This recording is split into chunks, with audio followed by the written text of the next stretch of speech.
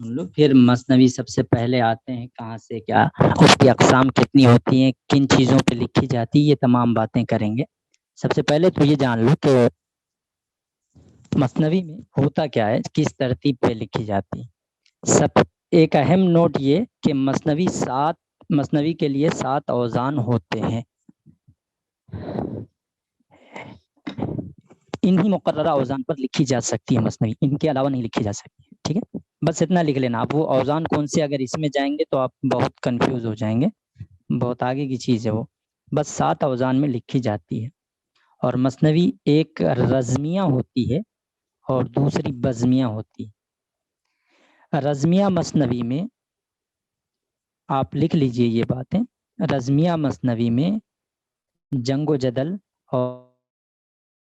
اور جنگ کے حالات بیان ہوتے ہیں۔ مثال کے طور پہ مثنوی عالی نامہ جو مشہور یہ رزمیہ مثنوی ہے، جس میں جنگ کا بیان ہے، تمام چیزیں علی عادل شاہ ثانی کے دور میں لکھی گئی تھی، تو انہی کے حالت جنگ کے بارے میں لکھا گیا تھا، ٹھیک ہے۔ مثنوی عالی نامہ رزمیہ مثنوی ہے۔ دوسری قسم مثنوی کی دو ہی ہے، ایک رزمیہ، دوسری بزمیہ۔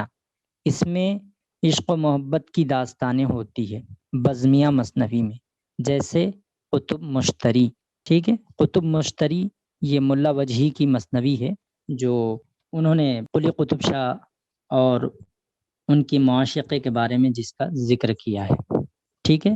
1635 میں لکھی گئی قطب مشتری، اس کو یاد رکھ لینا، مشہور مثنوی ہے، حسن و عشق کی باتیں ہوتی ہے اس میں، اس کو بزمیہ مثنوی کہتے ہیں۔ اب آتے ہیں اس میں عناصر کتنے ہیں، کتنے رکن ہیں اور اجزاء ترکیبی کیا کیا ہوتا ہے۔ سب سے پہلے تو مثنوی میں حمد و نعت ہوتے ہیں۔ دوسرا مدح فرما روائے وقت، یعنی بادشاہ وقت کی تعریف ہوتی ہے، چند اشعار حمد کے، چند نعت کے، پھر اس کے بعد جو بادشاہ وقت تھا اس کی تعریف میں ہوتے تھے۔ اس کے بعد اپنے فن کی تعریف، یعنی شعر شاعری اور کیسے کر رہے ہیں اس کی تعریف میں لکھتے تھے۔ پھر اس کے بعد چوتھے نمبر پہ مثنوی کا اصل قصہ یا اصل موضوع بیان کیا جاتا تھا، اس کے بعد دعا کے ساتھ خاتمہ ہو جاتا تھا۔ اس طرح لکھی جاتی تھی۔ لیکن یہ دیکھو، جتنی بھی اردو ادب ہی نہیں بلکہ ہندوستان میں جتنی زبانیں، ہندی ہو یا کوئی اور ادب ہو جو 1500 عیسوی کے بعد میں وجود میں آیا، تو علی گڑھ تحریک یعنی 1857 جو تھا، جسے غدر کا نام دیا جاتا ہے، جو کہ درست نہیں ہے، انگریزوں کی طرف سے دیا گیا یہ نام، تو یہاں تک آتے آتے حسن و عشق کی باتیں ہی ہوتی تھی۔ لیکن جب ہندوستان لٹ رہا تھا، برباد ہو رہا تھا، تو ایسے میں کون حسن و عشق کی باتیں کرے گا؟ تو وہاں سے شاعری ہو یا ادب ہو، ناول، افسانہ، داستان، یہ تمام چیزیں ہوں، یا غزل، مرثیہ، مثنوی، قصیدہ ہو، ان چیزوں میں چینجز آ گیا موضوع میں۔ اب اب تک جتنی بھی لکھی جا رہی تھی چیزیں، شاعری کی ہو یا نثر کی ہو، پروس ہو یا پوئٹری ہو، ان تمام چیزوں میں ادب برائے ادب چل رہا تھا، یعنی اپنے فن کو آزمانے کے لیے اور لوگوں میں واہ واہی کرنے کے لیے، بس اس سے کہتے ہیں ادب برائے ادب، جس سے ادب کا فائدہ ہو، لٹریچر کا، اتنا ہی۔ لیکن یہ جو غدر کا معاملہ ہوا، علی گڑھ تحریک جو سر سید جس کے بانی ہیں، ان کے علی گڑھ تحریک مطلب تحریک ہوتی ہے کسی بھی چیز کو، کسی بھی چیز کی طرف قوم کی اصلاح کے لیے اٹھنا، یہ تحریک دینا کسی کو، یہ ہوتا ہے جیسے کرنٹ دینا، حرکت میں لانا۔ تو علی گڑھ تحریک جو ہے سر سید کے نظریات کو کہتے ہیں۔ اس تحریک کے ذریعے سے اب موضوعات بدل گئے۔ اب تک ادب برائے ادب چل رہا تھا، اب کیا ہو گیا، خصوصاً 1800، اس سے پہلے ہی شروع ہو گیا تھا، لیکن خصوصاً 1857 کے بعد ادب برائے سماج ہو گیا۔ اب جو بھی لکھا جا رہا ہے حالت حاضرہ پر، وقت کی ضرورت، وقت کا تقاضا جو تھا، لکھا جانے لگا۔ اس کے بعد پھر دو چیزیں عموماً بند ہو گئی، ایک تو داستان، دوسرا مثنوی میں قصہ کہانی بیان کرنا۔ مثنوی کو دوسرا نام بھی دیا جاتا ہے، یہ منظوم داستان بھی کہا جاتا ہے اسے، ٹھیک ہے۔ یہ ابتدائی مثنویاں ہیں، مثنوی قدم راؤ، پدم راؤ یہ تو سب سے پہلی ہے اردو ادب کی. اس کے بعد جو ہمیں بہت سی مثنویاں تو ملتی ہیں، لیکن سب سے پہلے مثنوی قدمرao پدمرا کا مطلب اس کی لکھنے کا زمانہ 1421 سینچری سے 1435 کے درمیان لکھی گئی. ٹھیک ہے. فخر دین نظامی نے لکھی اس کو. فخر دین نظامی نے لکھی 1421 سے 1435 کے درمیان. یہ اردو کی سب سے پہلی مثنوی ہے، بلکہ اردو ادب کا سب سے پہلا نمونہ بھی کہا جا سکتا ہے اسے. ٹھیک ہے. اب ابتدا ہو گئی تھی اس کی مثنویوں کی. اس کے بعد کئی مثنویاں لکھی گئی، جن میں بہت سے مثنویاں ہیں جو رزمیہ بھی ہے، بزمیہ بھی ہے. رزمیہ میں علی نامہ اور ابراہیم نامہ، یہ دو اچھے سے یاد رکھ لینا. علی نامہ کا تو ذہن میں نہیں ہے کس نے لکھا ہے، لیکن ابراہیم نامہ جو لکھا ہے وہ عبدل نے لکھا. عین بے دال لام، عبدل نے لکھا ہے ابراہیم نامہ 1603 میں. یہ ہو گئی. اور ایک ہے جو سب سے طویل مثنوی ہے، اردو ادب کی سب سے طویل مثنوی، جس میں بہت سے ٹاپک چھیڑے گئے، بہت سے عنوانات کے تحت لکھی گئی. کمال خان رستمی کی ہے یہ مثنوی کا نام بولوں گا، پہلے رائٹر کا نام لکھ لو. کمال خان رستمی. اور مثنوی کا نام ہے خاور نامہ. خ و الف واو رے نون الف میم ہے، خاور نامہ. یہ اردو کی سب سے طویل مثنوی ہے، جس میں 24,000 اشعار لکھے گئے صرف ایک مثنوی میں. یہ رزمیہ ہے، جنگ و جدل کے واقعات ہے اس میں 222 ٹاپکس ہے، یہ یاد رکھ لینا. ٹھیک ہے. 222 عنوانات پر مشتمل ہے. یہ ہو گئے رزمیہ مثنوی. 3 ہو گیا، علی نامہ، ابراہیم نامہ اور خاور نامہ. اب آتے ہیں بزمیہ مثنوی میں. بزمیہ مثنوی میں کتب مشتری ہے جو ملا وجہی نے لکھی 1635 میں. اس کے بعد گلشن عشق ہے جس کو نصرتی نے لکھا ہے 1657 1657. نصرتی گلشن عشق 1665 ہی میں لکھی گئی علی نامہ مثنوی. ٹھیک ہے. یہ بزمیہ. اس کے بعد 19ویں صدی کی سب سے مشہور ترین مثنویوں میں شمار ہوتا ہے.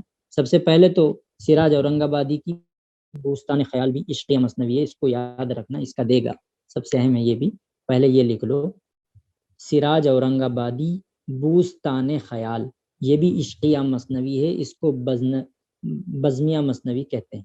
اب آتے ہیں، یہ تو ساؤتھ سائڈ ہو گیا. نارتھ ایسٹ مطلب نارتھ سائڈ میں نارتھ انڈین والوں نے، نارتھ انڈین جو بھی لکھے تھے پوئٹ مثنویاں، ان میں سب سے پہلی اور مکمل اور مستند آتھینٹک مثنوی افضل جھنجانوی مطلب محمد افضل کی ہے، بکٹ کہانی کے نام سے. بس اتنا یاد رکھ لو، اس سے زیادہ اندر جائیں گے تو وہ ہو جائیں گے. اور اب آتے ہیں جو میں نے بتایا تھا 19ویں صدی کی جو سب سے مشہور مثنوی ہے، وہ ہے محمد حسن کی مثنوی گلزار نسیم تو دیا شنکر نسیم کی ہے. اور میر حسن سحر البیان. ٹھیک ہے.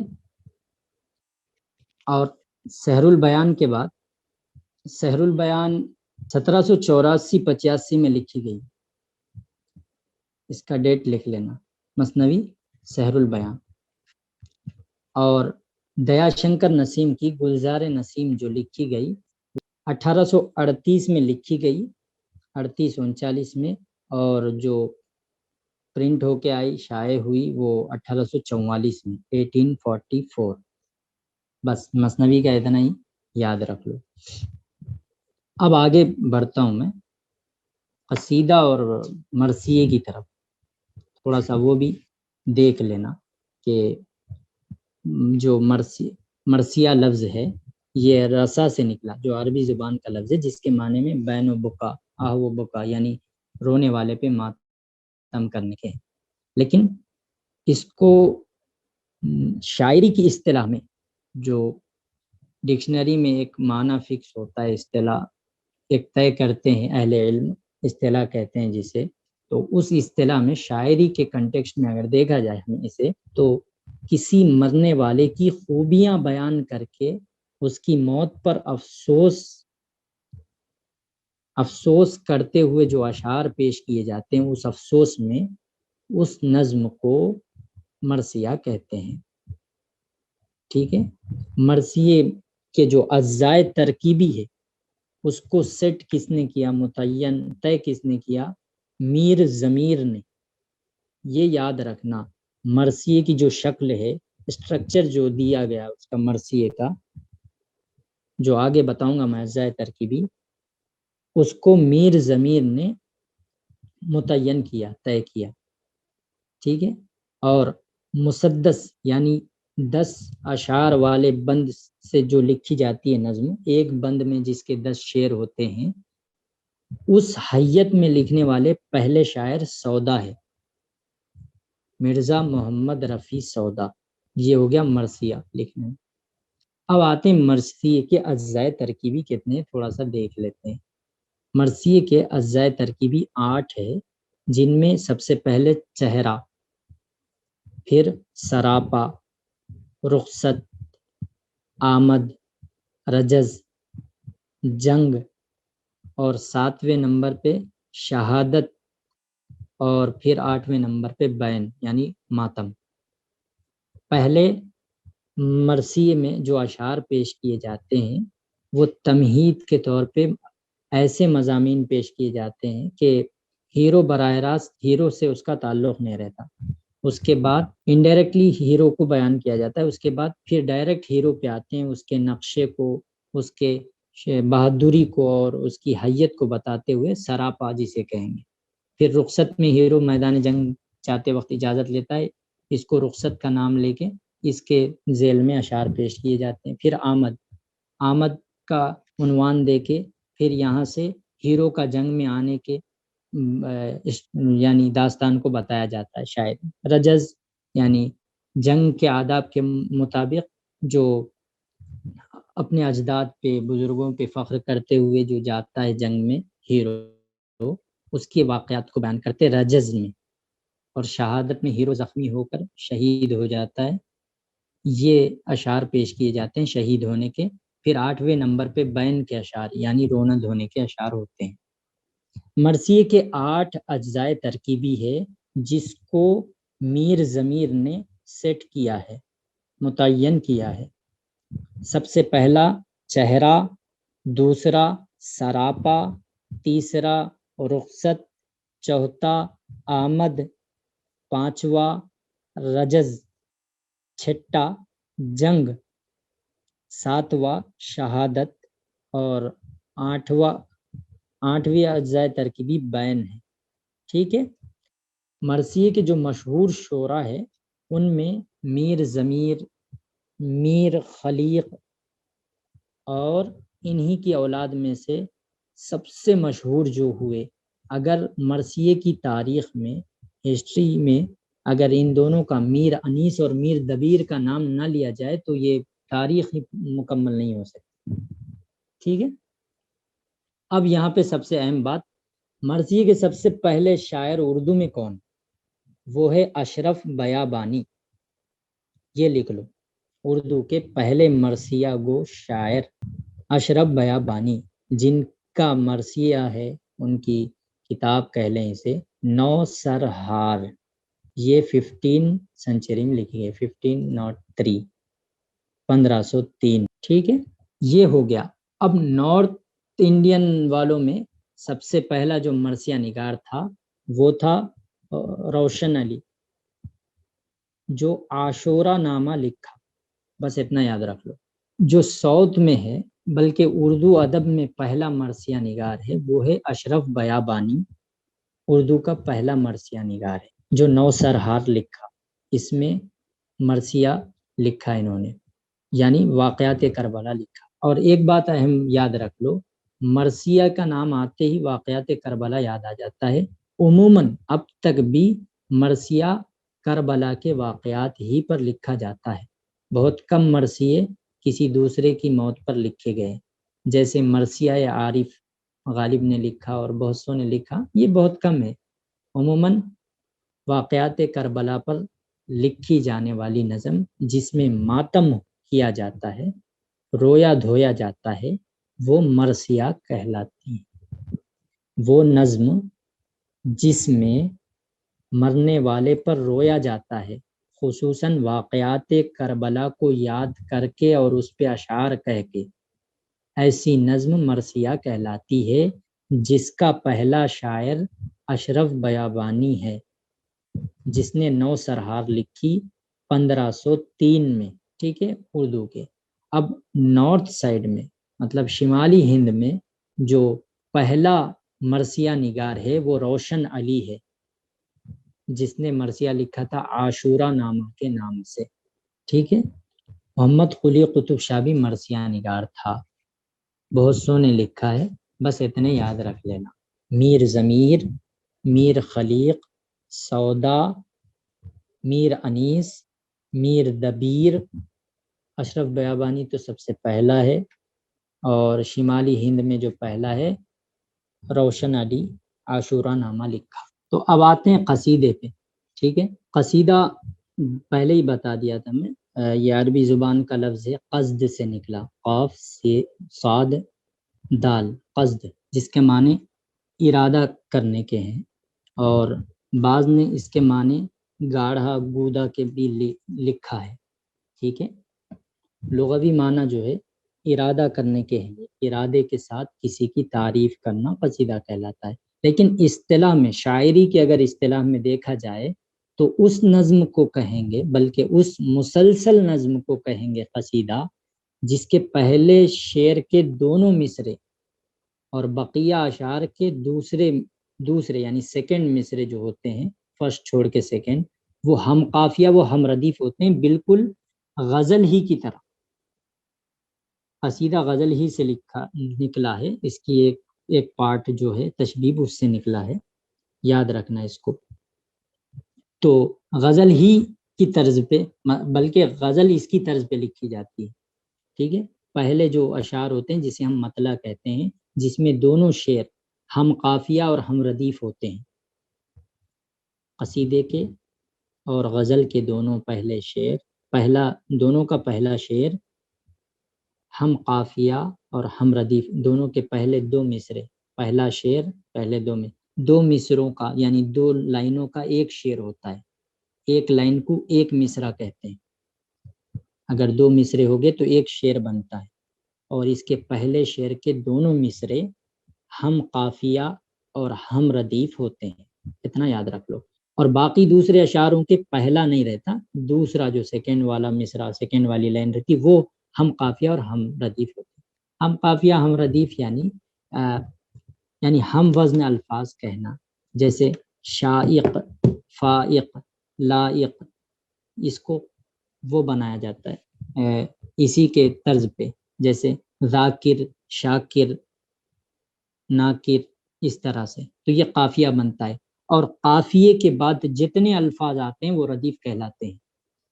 بعض دفعہ ایک ورڈ بھی آتا ہے، جیسے ہے، قافیے کے بعد، وہ شاکر ہے، تو شاکر یہاں پہ قافیہ ہوگا اور ہے ردیف ہوگا۔ لیکن بعض دفعہ 3-4 لفظ آ جاتے ہیں، تب بھی وہ ردیف ہی کہلاتے ہیں، قافیے کے بعد جو آتے ہیں۔ اتنا یاد رکھو، قافیے کے بعد جتنے لفظ، ایک یا کئی لفظ آتے ہیں، وہ حروفوں کا مجموعہ ردیف کہلاتا ہے، بس، ٹھیک ہے۔ اب قصیدے کے لیے 2 چیزیں ضروری ہیں، ایک تخیل کی بلندی، یعنی خیالات ایک دم بلند ہونا، اور شوکت الفاظ بھی ایک دم یونیک استعمال کرنا، ٹھیک ہے، یہ چیزیں۔ اور قصیدے کی 2 قسمیں ہیں، ایک خطابیہ، کسی کو خطاب کر کے، جیسے پچھلے دور میں بادشاہوں کو خطاب کیا جاتا، اور دوسرا دوسری قسم ہے اس کی تمہیدیہ، تمہید کے طور پہ جس میں کسی کی تعریف یا برائی بیان کی جاتی ہے۔ حجویہ قصیدہ اور مدحیہ قصیدہ بھی ہوتا ہے۔ قصیدے میں خطابیہ اور تمہیدیہ کے ساتھ ساتھ دو اور بھی جوڑا جا سکتا ہے۔ ایک حجویہ یعنی جس میں کسی کی کھلی اڑائی گئی، ہماری زبان میں کہا جائے کسی کو ذلیل کیا گیا، مذاق اڑایا گیا، اس کو حجویہ قصیدہ کہتے ہیں۔ اور مدحیہ قصیدہ جس میں تعریف کی گئی، ٹھیک ہے۔ اب غور سے سن لو، قصیدے کے اجزائے ترکیبی 5 ہے، لکھ لو یہ۔ سب سے پہلے تشبیب، تے شین بے یہ بے، ٹھیک، تشبیب، اسی سے غزل نکلی، تھوڑا سا یاد رکھ لینا۔ اصل میں کوئی بھی چیز پڑھتے وقت جو گزشتہ سے پیوستہ رہتا، جو پچھلے سے جڑ کے رہتا، تو یاد ہونے میں اور پڑھنے میں بھی مزہ آتا ہے، یاد بھی اچھا رہتا ہے۔ تشبیب اجزائے ترکیبی میں 5 ہے۔ پہلا جز ہے قصیدے کا تشبیب، دوسرا جز ہے گریز، تیسرا جز ہے مدح، میم دال ہے، مدح بھی پڑھتے ہیں اسے، دال پہ بھی جزم، ہے پہ بھی جزم، لیکن ہم اب عرفیت میں آ گئے تو مدح پڑھتے ہیں۔ پہلے تشبیب، پھر گریز، پھر مدح، اور چوتھا جز ہے مدعا، میم دال عین الف، چوتھا مدعا، پانچواں دعا۔ 5 اجزائے ترکیبی ہے، ٹھیک ہے، یہ ہو گئے۔ اب سب سے پہلا اردو کا قصیدہ گو شاعر کون ہے، یہ یاد رکھ لو۔ پہلا قصیدہ گو شاعر محمد قلی قطب شاہ ہے، جس نے 12 قصیدے لکھے ہیں۔ اردو کا پہلا قصیدہ گو شاعر محمد قلی قطب شاہ ہے، جس نے 12 قصیدے لکھے ہیں۔ بعض لوگوں نے غواصی کو بھی پہلا قصیدہ گو کہا ہے، لیکن یہ تو بس یعنی اندازاً کہا جاتا ہے پہلا، کہ بہت سی چیزیں ملتی ہے محمد قلی قطب شاہ کے پاس اس لیے، لیکن اصل میں اردو کا جو باقاعدہ ایک دم پرٹیکولر جس نے قصیدہ لکھا ہے باقاعدگی سے، وہ پہلا قصیدہ گو شاعر ہے سودا، مرزا محمد رفیع سودا۔ اردو کا پہلا قصیدہ گو محمد قلی قطب شاہ، اور باقاعدہ پہلا یہ دو چیزوں میں یاد کنفیوز مت ہو، پہلا قصیدہ گو کہیں گے تو قلی قطب شاہ لکھ دینا، اور باقاعدہ پہلا قصیدہ گو کہا جائے تو پھر سودا، مرزا محمد رفیع سودا کو لکھنا۔ اگر سوال یوں آئے کہ شمالی ہند میں یعنی نارتھ انڈینس میں کس نے پہلا قصیدہ لکھا، تب بھی سودا کا ہی نام لکھنا، اور باقاعدہ پہلے کس نے لکھا تب بھی سودا ہی کا نام لکھنا ہے، ٹھیک ہے۔ اس نے 54 قصائد لکھے، 54 قصیدے لکھے۔ مشہور قصیدے لکھنے والوں میں 4-5 نام ہیں جو یاد رکھ لو۔ سلطان ابراہیم عادل شاہ ثانی، اس کو یاد رکھنا۔ دوسرا مصحفی، تیسرا انشاء اللہ خان انشاء، میر حسن، سبھی نے لکھا ہے لیکن یہ مین بتا دے رہا ہوں۔ اور سودا کے ٹکر کا جو تھا، سودا کے برابر کا سب سے اہم قصیدے کی شاعری میں یعنی قصیدہ گوئی میں، اگر قصیدہ گوئی کی تاریخ میں سودا کے بعد ذوق کو چھوڑ دیا جائے تو اس کی تاریخ مکمل نہیں ہوگی، اس لیے شیخ ابراہیم ذوق کو بھی یاد رکھنا، ٹھیک ہے، مشہور قصیدے گو شعرا میں ہے۔ یہ ہو گیا قصیدے کا پورا کمپلیٹ، ٹھیک ہے۔ سب سے پہلے ہم آئے زبان سے ہوتے ہوئے، زبان کہاں پیدا ہوئی، باتوں باتوں میں نکل گیا، بولا ہی نہیں۔ اردو زبان کی جائے پیدائش دلی اور اس کے گرد و نواح یعنی آس پاس، یہ اردو کی جائے پیدائش ہے۔ اتنا یاد رکھو، سنسکرت سے پراکرت وجود میں آئی، پراکرت سے اپبھرنش، الف پے، پے دو چشمی ہے، بے دو چشمی ہے، رے نون شین، اپبھرنش۔ سنسکرت پھر پراکرت، اس سے اپبھرنش، اس کے بعد کھڑی بولی وجود میں آئی، اور کھڑی بولی سے اردو اور ہندی زبانوں کا وجود ہوا۔ کہاں ہوا؟ یہ دلی اور اس کے گرد و نواح میں ہوا۔ اردو کے ضمائر جو ہے، پروناؤن جسے کہتے ہیں، جتنے ضمیریں ہیں اردو میں، وہ ساری کی ساری سنسکرت سے لی گئی، اور اس کی لیپی جو ہے، اسکرپٹ جو ہے، رسم الخط جو ہے، نستعلیق کہلاتا ہے۔ نون سین تے عین لام یہ قاف، نستعلیق، ٹھیک ہے۔ کسی دن اگر ہوا تو یہ نستعلیق کی ایک الگ تاریخ ہے، یہ بھی بتا دیں۔ تو یہ نستعلیق ہو گیا، تو اسے جو یاد رکھیے یہ دو چیزیں کہ سنسکرت سے پراکرت، پراکرت سے اپبھرنش، اور اپبھرنش سے کھڑی بولی وجود میں آئی، کھڑی بولی سے اردو اور ہندی کا وجود ہوا۔ اور اردو اور ہندی کا رسم الخط جو ہے، اردو کا نستعلیق کہلاتا ہے رسم الخط، اسکرپٹ، لیپی جسے کہیں گے، اور ہندی کا دیوناگری۔ ہندی کو چھوڑ دو، اب ہمارے رسم الخط پہ آتے ہیں۔ تو ہمارا رسم الخط جو ہے وہ ہماری ضمیریں تو اردو زبان کی سنسکرت سے ملتی ہے، لیکن اس کا رسم الخط فارسی، عربی اور فارسی سے لیا گیا۔ اب یہیں سے ادب وجود میں آیا۔ ادب کے دو حصے ہیں، شاعری اور نثر۔ ابھی ہم نے شاعری پڑھی، شاعری کہتے کسے ہیں، مطلب کیا کیا چیزیں ہیں اس میں، ٹھیک ہے۔ مثنوی، مرثیہ، قصیدہ اور غزل، دوہے، ٹھیک ہے، ترائلے وغیرہ، یہ تو ہے، لیکن جو اہم چیزیں نظم، مرثیہ، مثنوی، قصیدہ، غزل، یہ چیزوں کو پڑھا ہے ہم نے۔ اور پہلی کون سی ہے اردو ادب کا نمونہ، یہ بھی پڑھا۔ اور اردو کی پہلی نظم چکی نامہ جو ہے، بندہ نواز گیسو دراز کی ہے، اسے بھی یاد رکھ لینا۔ اس کے ساتھ ساتھ ہمارا جو شاعری کا حصہ ہے لٹریچر میں، اردو لٹریچر میں، یہ ختم ہو گیا۔ اب دوسرے اس میں کلاس جو لیں گے وہ نثر ہی میں لیں گے، ٹھیک ہے، دوسرے حصے میں۔